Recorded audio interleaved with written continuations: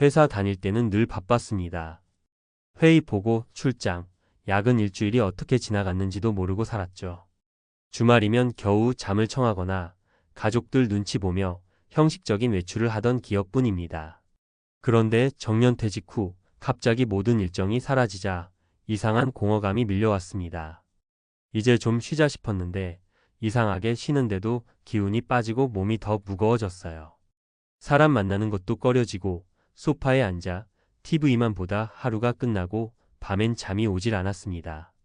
은퇴 전에는 일 때문에 스트레스를 받았는데 은퇴 후엔 나 자신이 스트레스가 되어 버린 겁니다. 그때 깨달았어요. 몸이 아픈 것도 마음이 무거운 것도 풀어낼 방법을 모르기 때문이라는 걸요.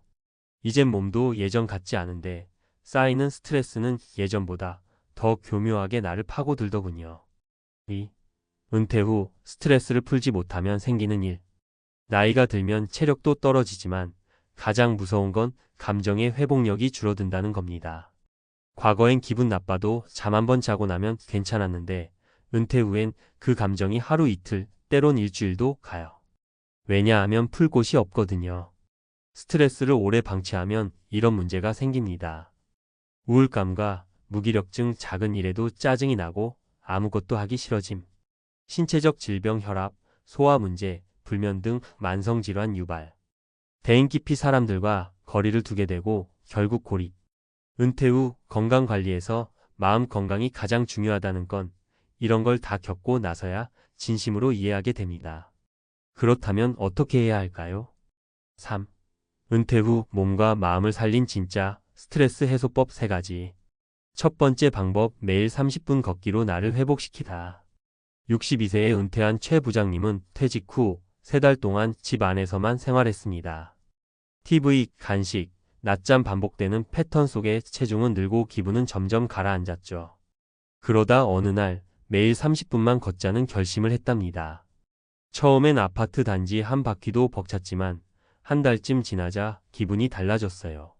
새벽 공기를 마시며 걷는 그 시간 동안 그는 스스로를 살아있다고 느낄 수 있었대요. 몸이 달라지니 마음도 따라 움직이더라고요. 뭔가 해낼 수 있다는 감각이 돌아왔어요. 걷기는 가장 쉽지만 가장 강력한 스트레스 해소법입니다. 별다른 장비도 돈도 들지 않아요. 단지 매일 꾸준히 하면 됩니다. 두 번째 방법, 일상을 기록하며 감정을 정리하다. 58세에 조기 퇴직한 박 여사는 은퇴 후 남편과 자녀 사이에서 정체성을 잃었다고 느꼈습니다. 나는 누구지? 란 질문에 답이 없었던 거죠. 그러다 우연히 시작한 감정일기 쓰기. 하루에 한 줄, 2줄씩 오늘 느낀 감정을 적었답니다. 처음엔 뭐라도 해야 할 것 같아서 시작했는데 글을 쓰다 보니 속이 시원해지더래요. 화를 글로 써보면 그 이유를 알게 되고 불안은 이름을 붙이면 작아졌다고 합니다. 감정을 들여다보는 게 처음엔 무서웠어요. 그런데 글로 적으니까 그 감정들이 정리되더라고요. 나도 이런 사람이었구나 하고 스스로를 다시 이해하게 됐죠. 감정 기록은 단순해 보이지만 은퇴 후 정체성 회복에 큰 도움이 됩니다. 마치 스스로에게 매일 상담을 해주는 셈이니까요. 세 번째 방법, 혼자가 아닌 가치의 힘을 믿다. 65세 김 씨는 아내와 단둘이 있는 시간이 늘어나자 갈등도 많아졌습니다. 혼자 카페에 가도 재미없고 헬스장은 낯설고 결국 그는 지역 커뮤니티에서 그림 그리기 모임에 참여했습니다. 나는 미술에 1도 관심 없어요. 그냥 사람들 얼굴 좀 보려고 간 거죠. 그런데 놀랍게도 거기서 웃고 떠드는 그 짧은 이 시간이 한 주 동안 가장 기다려지는 시간이 되었다고 합니다. 어떤 활동이든 좋습니다. 노래, 바둑, 수채화, 자원봉사. 누군가와 함께하는 소속감이 은퇴 후 스트레스 해소에 정말 중요합니다. 사람이 사람을 살린다는 말, 은퇴하고 나면 그게 진짜라는 걸 절절히 느낍니다. 4. 스트레스를 풀 줄 알아야 노년이 행복해집니다. 은퇴는 단순히 일을 그만두는 게 아닙니다. 하루 8시간 이상을 차지하던 무언가가 사라지면 그만큼의 감정과 에너지를 어디에 써야 할지 막막해집니다. 그렇기에 우리는 은퇴 이후 몸을 움직이고 감정을 적고 사람과 연결되는 연습을 해야 합니다. 이건 단지 취미를 갖는 것이 아니라 내 삶의 중심을 다시 세우는 과정이기도 합니다. 5. 마무리하며. 저도 은퇴 초기에 많이 방황했습니다. 이 나이에 뭘 시작해? 라는 생각이 발목을 잡았고 괜히 아픈 곳만 느껴졌어요. 하지만 지금은 말할 수 있어요. 걷고 쓰고 사람을 만나면서 제 인생은 다시 살아났습니다. 스트레스를 푸는 건 사치가 아닙니다. 이제는 살기 위한 기본 습관이 되어야 합니다. 여러분도 오늘부터 아주 작은 것부터 시작해 보세요. 그리고 그 변화가 마음과 몸에 어떤 울림을 주는지 꼭 한번 느껴보셨으면 합니다. 은퇴 후 몸과 마음의 건강을 지키는 스트레스 해소법. 1. 은퇴 후 스트레스가 위험한 이유. 은퇴는 단순한 직장 생활의 종료가 아니라 개인 정체성, 사회적 역할, 경제 구조의 급격한 변화입니다. 특히 중장년층 이후에는 신체적 회복력은 물론 정신적 회복, 탄력성, 리질리언스 또한 감소하기 때문에 스트레스를 제대로 관리하지 않으면 다음과 같은 위험이 동반됩니다. 심혈관 질환 악화. 만성 스트레스는 고혈압, 심장병의 주요 위험인자입니다. 수면장애. 스트레스 호르몬인 코르티솔의 분비 증가로 불면, 수면의 질 저하. 우울증과 고립감, 특히 역할 상실로 인한 우울감은 은퇴 직후 12년 사이에 급증. 인지기능 저하. 만성 스트레스는 치매와의 연관성이 보고되고 있으며 뇌 해마 기억 중심의 위축을 유발합니다. 이러한 이유로 은퇴 후 스트레스 해소는 단순한 기분 전환을 넘어 질병 예방과 삶의 질 유지의 필수적인 자기 관리 전략입니다. 2.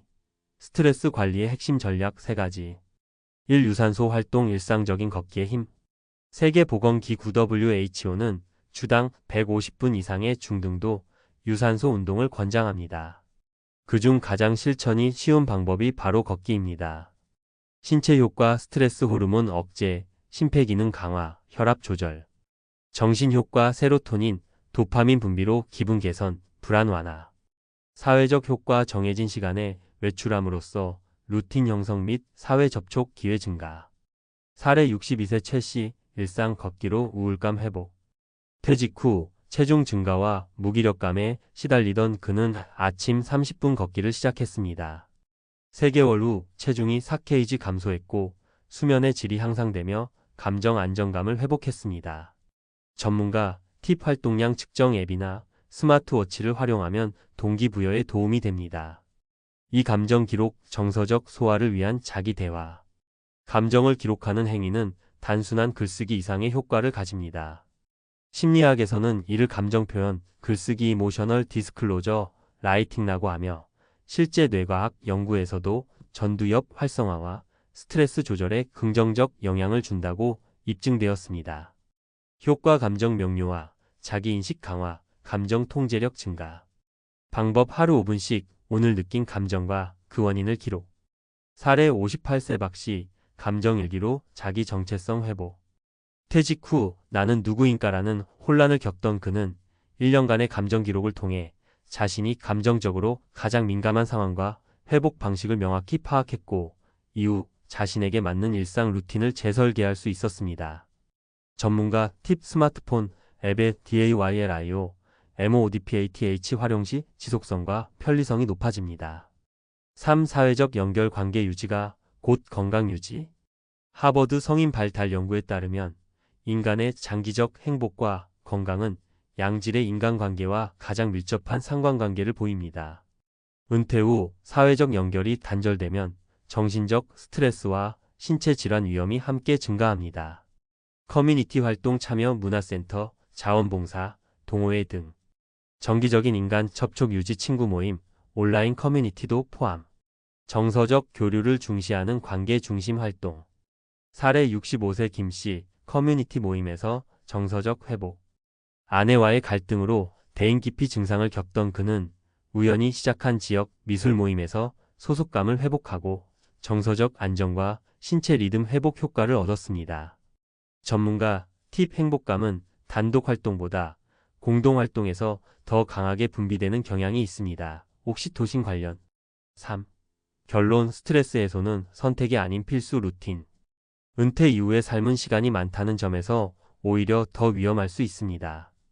스트레스는 예고 없이 만성질환으로 연결되며 방치할 경우 회복이 더욱 어려워지기 때문입니다. 따라서 다음 세 가지는 반드시 생활에 포함시켜야 합니다. 걷기 등 신체 루틴 확립, 감정 기록을 통한 자기이해, 사회 연결망 유지 및 참여. 이 세 가지는 서로 연결되어 시너지 효과를 일으킵니다. 하나를 시작하면 나머지도 자연스럽게 따라오며 결과적으로 신체 건강, 정서 안정, 사회적 소속감 모두를 회복하게 됩니다. 4. 추가 권장사항. 주기적 건강검진. 스트레스는 종종 질병 신호로 나타나므로 예방 차원에서 필수. 인지활동 병행 독서, 퍼즐, 학습 앱 활용을 통한 치매 예방. 소득 재정 설계 점검. 불안의 근본 원인이 경제적일 수 있으므로 월 예산표 정리와 상담 병행 추천. 마무리하며 은퇴는 끝이 아니라 새로운 루틴 설계의 시작점입니다.